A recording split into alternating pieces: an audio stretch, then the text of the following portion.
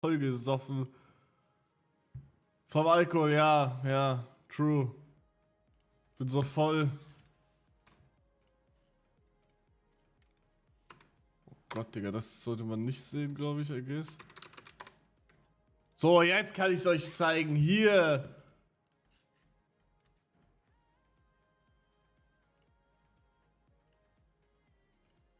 Digga, sie hat einfach ihr verficktes Auto gefickt.